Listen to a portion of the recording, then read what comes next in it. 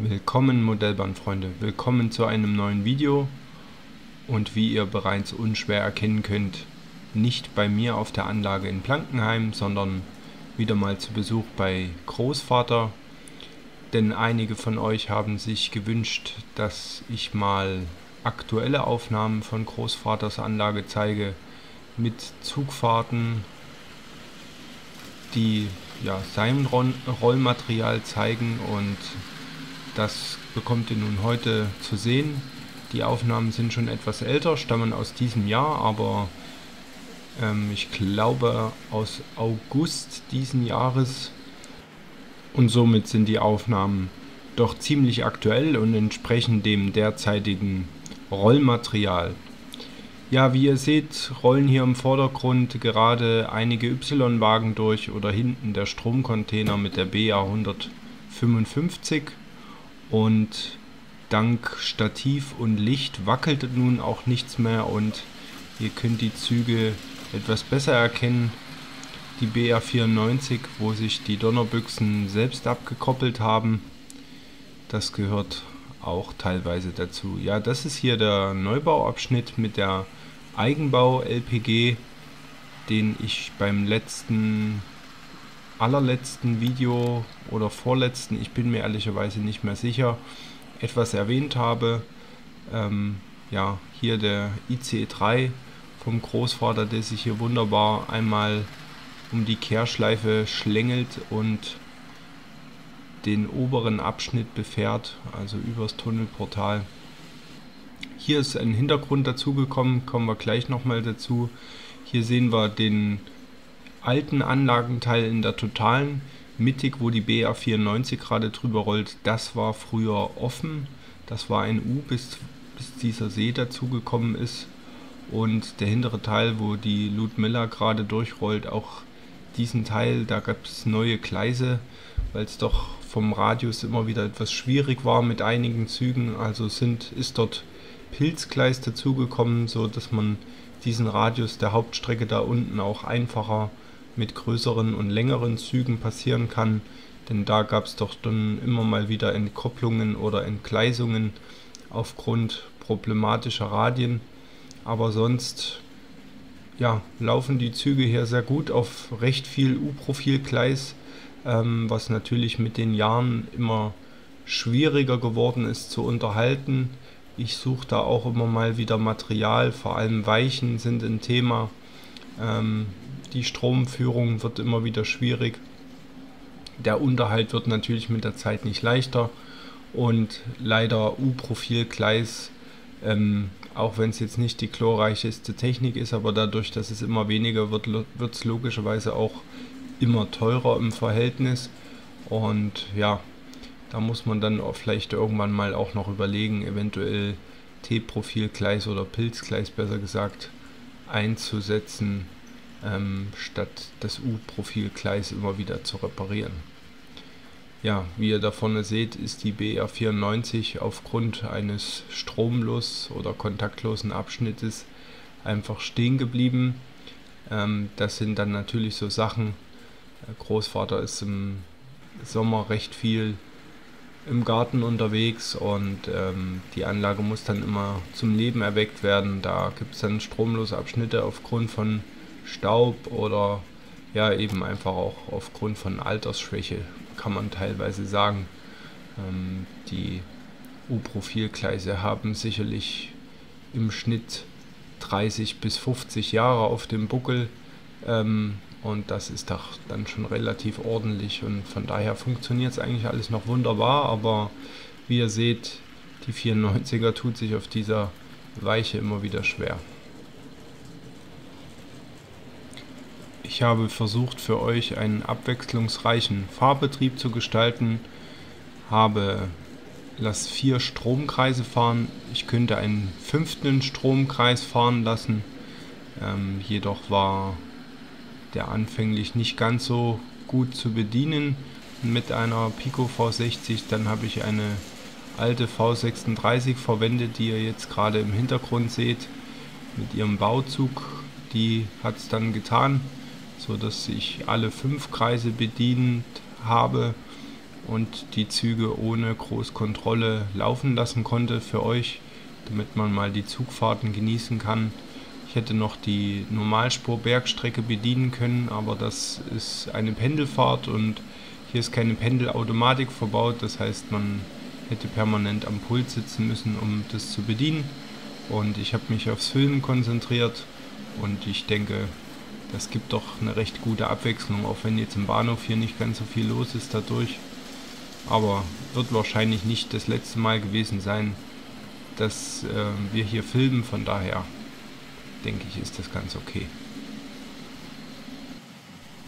Wie euch vielleicht schon aufgefallen ist, versuche ich einmal mit dem Stativ um die Anlage zu wandern, um euch jedes Mal einen anderen Blickwinkel auf die Anlage zu geben, um Abwechslung reinzubringen, um euch zu zeigen, wie vielfältig die Anlage ist, was es für vielfältige Spielmöglichkeiten auf der Anlage gibt, damit ihr ein Gespür dafür bekommt, mit was ich früher denn so spielen durfte und was ich genießen durfte und woher ich meine Inspirationen bekommen habe.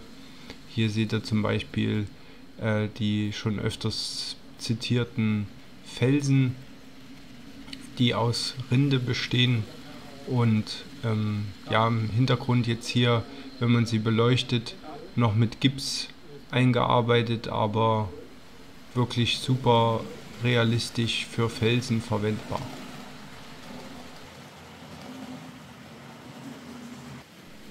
Und wie ihr seht, sind wir mit dem Stativ wieder etwas weiter gewandert und im Vordergrund ist nun diese schöne Burgruine zu erkennen, die aus ganz normalen Mauerresten entstanden ist und eine Idee meines Großvaters war, dass in Mitteldeutschland einige solcher Ruinen gibt und ich finde das wirklich eine gelungene Sache.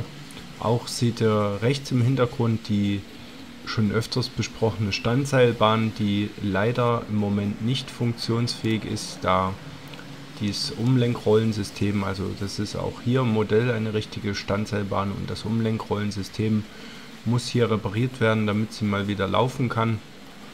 Aber denke, so kriegt ihr mal einen Eindruck davon, was hier geht. Und hier eine sehr schöne Aufnahme mit einer Vierfach-Parallelfahrt und alle in dieselbe Richtung. Ja, hier seht ihr nochmal besser die Standseilbahn mit der Tal- und Bergstation. Hier seht ihr auch so ein bisschen, mein Großvater auch ein großer Schweiz-Fan und das soll quasi ein Übergang von der Schweiz nach Deutschland sein, ein Autobahnübergang. Daher auch die angedeutete Bergregion und hier im Hintergrund das Ganze nochmal zu sehen, während der ICE sich wieder um die LPG herumschlängelt und gen Berge rollt. Ja, nun sind wir wieder zurück auf der Hauptanlage. Der ursprüngliche Teil, auch da wo die V36 drüber fährt, das gab es von Anfang an, eben wie vorhin schon besprochen, über die große Spannbogenbrücke, wo die BR 94 drüber rollt, der untere Teil der See mit dem Abfluss, das gab es vorher nicht. Das ist ja eigentlich dem geschuldet und dazugekommen, da es dort mal einen Absturz gab. Mein Großvater hat die Brücke, also den ganzen mittleren Teil, hat er rausnehmbar gestaltet, so dass man bis in die Mitte in das U rein kann. Und er hat ganz am Anfang irgendwann mal vergessen, die Brücke, die übrigens er selber per Hand gebaut hat, also aus Holz, hat er vergessen wieder einzusetzen und eines seiner U-Boote ist doch dann wirklich mal auf Tauchfahrt gen Fußboden gegangen, leider. Es war, glaube ich, eine BR 229, wenn ich das richtig im Kopf habe, die einseitig dann relativ gecrasht war, aber überlebt hat und immer noch fährt und heute noch existiert. Und das war dann so die Grundentscheidung, dort auch noch was einzusetzen. Diese Brücke ist eben also einzeln rausnehmbar und darunter auch der ganze See nebst Fluss, nebst Ablauf. Und das ist eigentlich dann später aufgrund dieses Unfalls entstanden. Ja, auch kann man unschwer erkennen, wo angesetzt, angeschult wurde, der Außenbereich der Neubaustrecke, wo der ICE lang fährt. Genauso wie die Autobahn später dazugekommen ist. Also ihr habt ja ganz am Anfang Aufnahmen. Ich glaube, die Aufnahmen waren immer so, dass die Autobahn, glaube ich, immer dabei war. Aber auch die ist später dazugekommen, dieses Stück, wo wir jetzt drauf schwenken. Also die Autobahn ist tatsächlich auch nicht von Anfang an dabei gewesen, sondern Schluss war eigentlich jeweils an den beiden Kurven der doppelspurigen Hauptstrecke. Da war eigentlich wirklich Ende und der ganze Rest, also die Standseilbahn, die Autobahn, ist in dem ersten Bauabschnitt dazugekommen und dann im letzten Bauabschnitt eigentlich die ganze Neubaustrecke mit diesem, ja, wie soll man sagen, mit diesem, was in den zweiten Raum des Kellerraums geht, also diese, ja, ich will jetzt nicht sagen Auswucherung, aber dieser kleine Flaschenhals, der dahinter führt, ich denke, das beschreibt es ganz gut. Ja, die V36 ist ein bisschen schnell unterwegs und die BR94 hatte wieder mal keinen Strom. Jetzt vom Stellpult aus gefilmt, also ihr seht bis dahinter in den Raum. Die Anlage hat, glaube ich, in Gesamtlänge, ich muss jetzt lügen, aber ich glaube fast 7 Meter in der gesamten Ausdehnung. Also ist schon eine recht große Anlage und es hat auch wirklich tolle, viele Spielmöglichkeiten.